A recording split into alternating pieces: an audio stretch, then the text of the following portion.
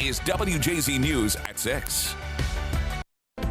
The outrage of our national community about what happened to George Floyd in Minneapolis is real and legitimate. Attorney General William Barr says accountability for the death of George Floyd must be addressed. From mayhem in Minneapolis to anger in Atlanta, people across the country and right here in Baltimore are calling for justice. Hello again, I'm Max McGee. And I'm Denise Koch. A former Minneapolis police officer is charged with murder in connection with the death of George Floyd. He is seen on camera kneeling on Floyd's neck before he died. Attorneys say it is the fastest that city has ever charged a police officer. Tonight in Baltimore, people are marching in the streets alongside a caravan of cars in protest and to demand change. WJZ has team coverage of the protest tonight. Captain Cindy Thrift live in Chopper 13. But first, we start with WJZ investigator Mike Helgren. He's on the ground with the protest and is live at City Hall with their message. Mike, what are you hearing?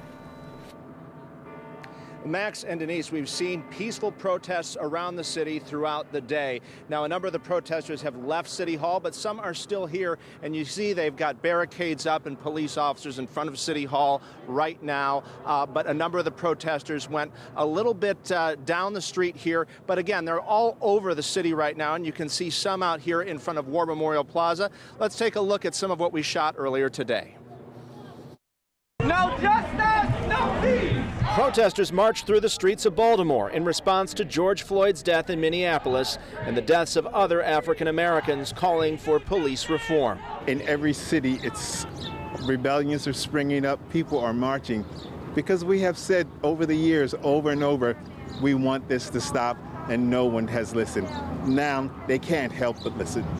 Not just black people are fed up. Everybody is fed up. Enough is enough. When black lives are under attack, what do we do?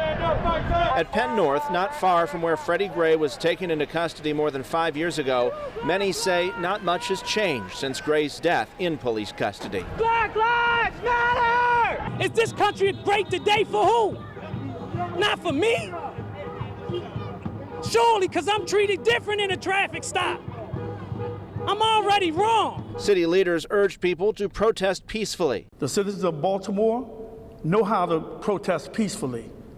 We don't want these agitators coming into our city to help burn and loot stores and leave the char of their demonstration in the city of Baltimore. We will not tolerate it.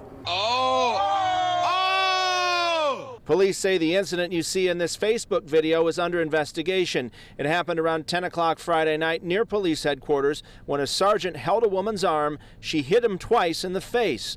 Another officer then punched her, sending her to the ground where she appeared motionless for several minutes. And we know we had an incident when unacceptable behavior from a police officer that will be addressed. But police say the woman was taken into custody and then to the hospital, and the officer's police powers have been suspended. I saw that video and I saw what transpired in that video. I ordered an immediate investigation into that incident by our Special Investigations Response Team, which is a component of our Public Integrity Bureau. Not only did we do that, but the officer has been removed from his assignment and on administrative duties until the outcome of that investigation.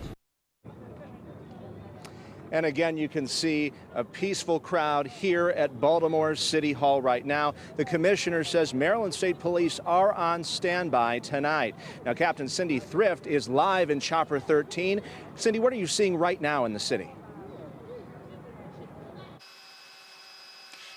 Yes, thank you. We are currently at the intersection of Falls Way and East Monument Street, where protesters are marching west on Monument Street. Others are having a seat at this intersection. We have been following this group since they left the 2200 block of North Charles Street around 3 o'clock this afternoon. We have seen the numbers have grown. We are estimating around 300 people that are involved within this march. This march is currently spanning between 3 to 4 blocks. For now, reporting live from Chopper 13, I'm Captain Cindy Thrift. Minnesota's governor has fully mobilized the state's National Guard after another night of violent protests over the death of George Floyd. And protests erupted across the country for the fourth night after the Minneapolis man died after that police encounter. Michael George reports for WJZ from Minneapolis. Volunteers gathered in Minneapolis today to clean up after another night of fires and looting during a protest for George Floyd. We're going to have to work so hard and together, everyone, to clean this up. I mean, this is just, who knows, this is not even probably the end. Protesters ignored an 8 p.m. curfew, setting buildings and cars on fire, prompting Governor Tim Walz to activate the state's full National Guard for the first time in Minnesota history. Last night is a mockery of pretending this is about George Floyd's death. As the National Guard rolled into Minneapolis, President Trump urged Minnesota officials to get tougher with protesters. They've got to be tough. They've got to be smart. We have our military ready, willing, and able if they ever want to call our military. But we can have troops on the ground very quickly. Talking with people on this block, a lot of folks told us they support the protests, but seeing this destruction of their community breaks their heart. Everything is gone. If it's not broken or burnt down, it's tagged with graffiti. Anger over Floyd's death ignited protests in dozens of U.S. cities, set fire to police vehicles in New York, and police held back an angry mob at the White House. People poured into the streets again today from Philadelphia to Los Angeles. I need to be out here. I feel like, it's time to take a stand. United we stand, divided we fall. Officials across the country are bracing for another night of possible violence following a national call for protests. Michael George, CBS News, Minneapolis. And happening right now in Philadelphia, more protests in the wake of George Floyd's death. The demonstrations began at City Hall before moving to the Art Museum. People held signs and laid in the street, and the crowds continue to grow throughout the day. A Pennsylvania state police car caught on fire during the protest. It started as a peaceful protest in Atlanta and turned violent. Rioters damaged CNN headquarters with spray paint and explosives. They just threw something on fire, Chris, a firecracker. Something's on fire. Protesters were seen vandalizing CNN's logo outside its offices, breaking the building's glass and entering the center. The mayor of Atlanta called the demonstrations chaos and told people to go home.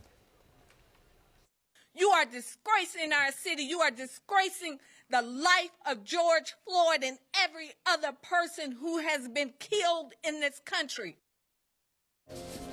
And, of course, stay with WJZ for the latest on the death of George Floyd, the former officer now charged with murder, and the impact in Minnesota and around the country, including right here in Maryland.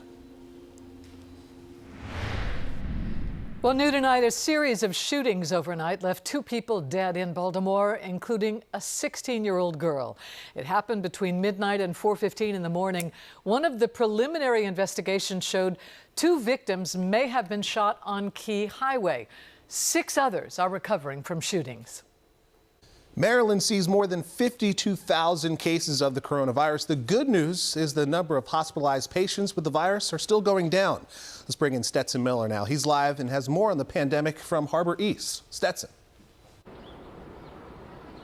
Max, the latest numbers are continuing to go in the direction state officials are looking for. All while restrictions are being eased up, people are getting out to enjoy eating out tonight and returning back to some sense of normalcy. Marylanders dined out this evening in places like Harbor East for the 2nd day in a row as the state continues to recover from the coronavirus pandemic. Over 1,000 new cases of the virus have been confirmed since Friday, bringing the total number of cases to over 52,000. Nearly 2,400 people have died from it, and over 1,300 are hospitalized, once again declining by 57. Over at the Six Flags testing site in Prince George's County, the state completed nearly 1,700 tests of the virus, a record high for the community-based testing sites. Meanwhile, over at M&T Bank Stadium, the World Central Kitchen hosted free meal distribution for city residents in need as the economic fallout from COVID-19 continues. We want to feed as many people as possible, especially those that are in need, maybe senior citizens or those with compromised immune systems. At Kingdom Worship Center on York Road in Baltimore County, over 48,000 pounds of chicken were given out, all donated by Purdue Farms. Church organizers say the need has been unprecedented. The magnitude was unbelievable. It was unbelievable. We do it all the time, but today it outsurpassed anything that we had done before. And some other good news to report on the pandemic. The state's positive test rate is at its lowest level since March 29th at 11.6%. We're live in Harbor East. Stetson Miller for WJZ. Stetson, thank you. The number of deaths from the coronavirus is over 102,000 in the U.S. with more than 1.7 million cases. Now, popular Florida tourist destinations such as Universal Orlando plan to start reopening its hotels as soon as Tuesday. New York's reopening is not without limits, though. Offices and hair salons in the upstate return with 50% capacity. The city's 27,000 restaurants will stay closed. Governor Andrew Cuomo will also let business owners deny entry to anyone not wearing a mask. A motorcycle group hosted a ride in memory of a man who died trying to deliver masks to those in need. Paul Craven was almost home when police say he crossed the center line on Bethlehem Boulevard and was hit by a truck. He died at the scene on his motorcycle. Well, drivers decorated cars with notes. One said the legacy and love that Craven left will be here on earth forever. Friends say they wanted to celebrate his life after losing him so tragically. You know, knowing that he passed away doing something to really help the community that's just Paul. Craven and his wife started making masks in March. They have made about 3,000 in total. And WJZ has everything you need to know about the coronavirus pandemic. You'll find links to ways to donate or volunteer. Go to WJZ.com, look under top stories for a list of resources. Listen to this. NASA and Elon Musk's SpaceX Falcon 9 rocket lifted off Saturday afternoon, beginning a new era of commercial spaceflight from the historic launch pad 339A at the Kennedy Space Center in Florida. Commercial spaceflight. Didn't think I'd ever use those words together. The mission is the first from the U.S. with NASA astronauts in nearly a decade. Skylar Henry reports for WJZ from the Kennedy Space Center. Liftoff of the Falcon 9 and Crew Dragon. Go NASA, go SpaceX, Godspeed. The manned SpaceX Falcon 9 rocket launch Saturday from the Kennedy Space Center opened a new frontier in space travel. It's the first time a private company, Elon Musk's SpaceX, has launched astronauts in a commercially built spacecraft. Two veteran astronauts, Bob Behnken and Doug Hurley, are on a 19-hour trip to the International Space Station. It is a real treat to watch a U.S. rocket take off from U.S. soil with NASA astronauts on board. It's a great feeling. Weather conditions cleared as liftoff approached during the afternoon. A first attempt was scrubbed Wednesday due to threat of lightning. President Trump and Vice President Pence viewed the departure from the Space Center in Florida. You feel the shake over here. It's pretty amazing. A beautiful sight, a beautiful ship, too. Spectators lined up in nearby towns for front and center views. NASA had asked people to watch from home because of the coronavirus pandemic. The space agency retired the space shuttles in 2011. Since then, it has paid the Russian space agency to ferry U.S. astronauts to and from the International Space Station.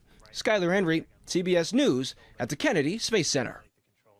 See, 19 hours, that's just a little bit too long for me. I get antsy on the 15-minute ride just to come to the station. Yeah, and I don't know if they have snacks. Right, no, probably not. So you would not be one to partake? No, I'll pass. Okay, all right. Still to come on WJZ News, astronomy experts will soon be helping COVID-19 patients. We'll tell you about their out-of-this-world innovative strategy causing major U.S. suppliers to act. About a tour of Tangier Island without leaving your house. I'm Sean Stryker, and I'll explain coming up on WJZ. Bob Ticker in the Weather Center. A beautiful start to the weekend and more to come. We'll take a look at the 7-day forecast.